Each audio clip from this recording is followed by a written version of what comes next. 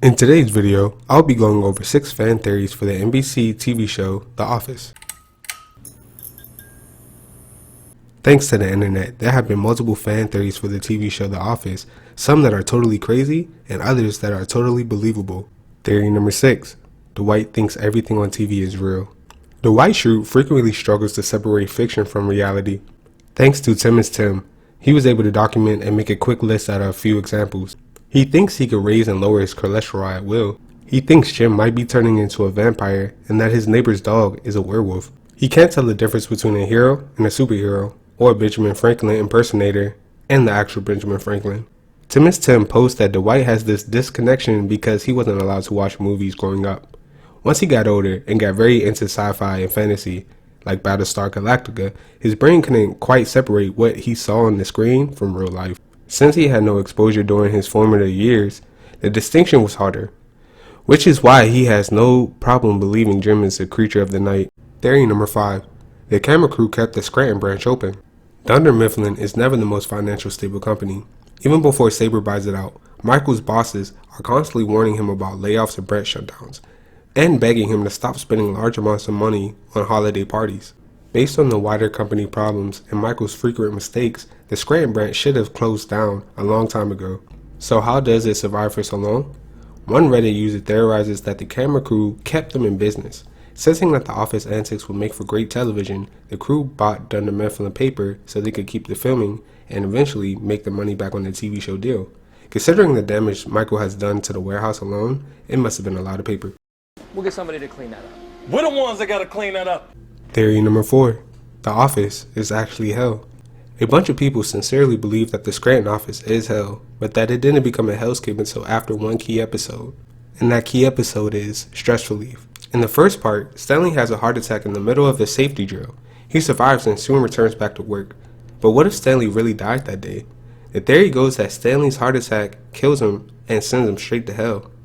Stanley hated his work more than anyone, so for him, hell is the office. But because this is hell, all his co-workers are exaggerated versions of themselves, more annoying and more cartoonish. Theory number 3. Toby is the Scranton Strangler.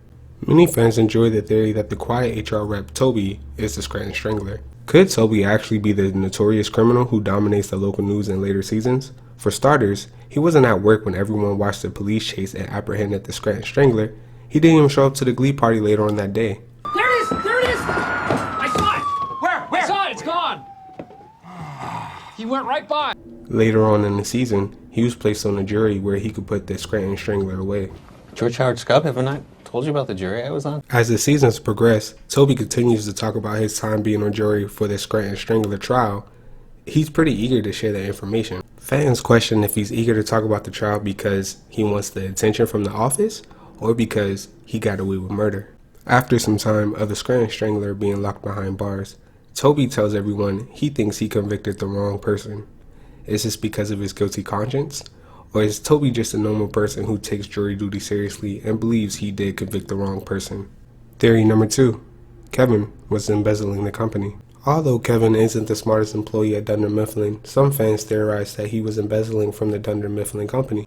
Although Kevin's past actions can debunk this theory, like him shredding his credit cards or not being able to transfer a call to save his life, on top of a mean prank that Dwight said on the new HR rep Holly Flax that convinced her that Kevin was mentally challenged. Some fans believe that Kevin is playing the dumb card so he would not get caught embezzling from the company. If this is true, it would explain why he was able to buy a bar and why he makes a weird comment about insider trading. Theory number 1. Jim Halpert wrote the show. Many fans speculate that Jim Halpert, one of the main characters of the show, is actually the creator of the show. Since season 1, fans have been rooting for Jim and Pam to get together and for Jim to get out the paper business.